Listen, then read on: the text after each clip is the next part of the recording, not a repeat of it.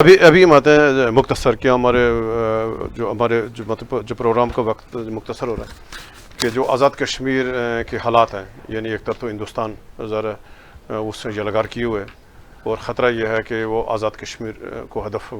बनाएगा और वो कोई सर्जिकल स्ट्राइक भी करेगा। हम वापस आते हैं कि जो हिंदुस्तान की तैयारियाँ हैं ज़रा इस पे कि दोबारा ज़रा आज़ाद कश्मीर के अवाम पार के उस कंट्रोल लाइन के उस तरफ के कश्मीरी, इधर के कश्मीरी, तो आप क्या देख रहे हैं कि ये जो हिंदुस्तान और पाकिस्तान के दरमियान बढ़ती हुई कशीदगी है, इसमें इसको कैसे कम किया जाए और इस पे कश्मीरी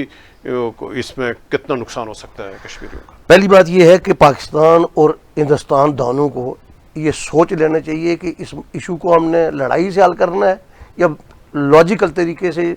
इंटरनेशनल कानून के जरिए जो असल मुद्दा है उसको देखते हुए हल करना है। यानी जो कानूनी जरिए बैन-अवी इंटरनेशनल लॉ के जरिए करना है ना, वो ग्राउंड रियलिटी को आपने देखना है। आपके दरमियान में वो पहली करारदाद से लेके दूसरी, फिर तीसरी, फिर जंगें, फिर करते करते करते आप यहाँ तक शिमला ताशकंद हुआ, फिर आपका शिमला हुआ, फिर आपका करगिल हुआ और उसके बाद फिर यहाँ तक आए ना आप। कितने मायदे हैं, सिंध ताश का भी आप खत्म कर रहे हैं, ताशकंद का भी आप खत्म कर रहे हैं, शिमला भी आप खत्म कर रहे हैं, ये सारे खत्म कर रहे हैं आप, ठीक है। तो कजिया तो वही है। मैं समझता हूं कि पाकिस्तान को इस वक्त इंतहाई